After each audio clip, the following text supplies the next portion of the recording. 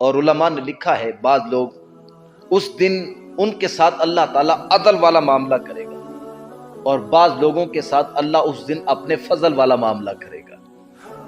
یعنی حساب لیتے ہوئے بعض لوگوں کے ساتھ عدل والا معاملہ کرے گا۔ میاں صاحب فرماتے ہیں عدل کرے تاں تھر تھر کمن اچیاں شانہ والے،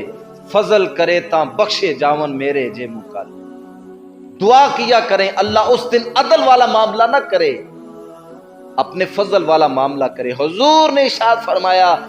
اس دن اگر کسی کے ساتھ عدل والا معاملہ ہو گیا نا تو پھر سمجھو وہ گیا۔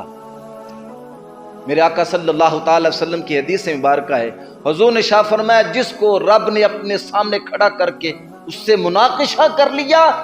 سمجھو وہ ہلاکت میں پڑ گیا۔ اپنے سامنے کھڑا کر کے اس نے اگر سوال و جواب شروع کر لیے تو سمجھو وہ پھر بچا نہیں، وہ پھر گیا۔ حضور ایک دن صحابہ کے اندر موجود تھے، آقا صلی اللہ تعالی علیہ وسلم نے سوال کیا صحابہ بتاؤ مفلس کون شخص ہوتا ہے؟ غریب آدمی، مفلس، نادار کون شخص ہے؟ صحابہ عرض کرتے ہیں حضور وہ شخص جس کے پاس درہم و دینار نہ ہو، جس کے پاس کوئی دولت نہ ہو، کچھ پلے نہ ہو، وہ مفلس ہے۔ میرے آقا نے ارشاد فرمایا نہیں، صحابہ سنو میری امت کا مفلس وہ شخص ہے جو کل قیامت کے دن اپنے نامہ اعمال میں روزے بھی لے کے آیا، نمازیں بھی لے کے آیا،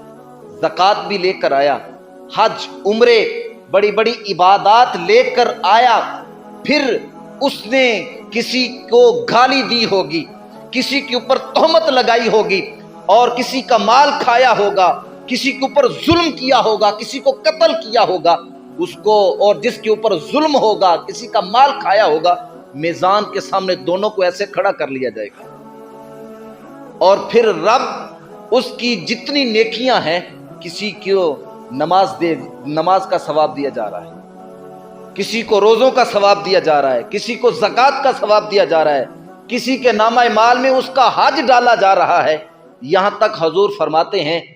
اس کے ساری نیکیاں اٹھا کے دوسروں کے پلڑے میں ڈال دی گئی، اور پھر بھی اس کے گناہ جو ہیں اس کی نیکیوں سے زیادہ ہو گئے۔ پھر کیا کیا جائے گا؟ ان لوگوں کی برائیاں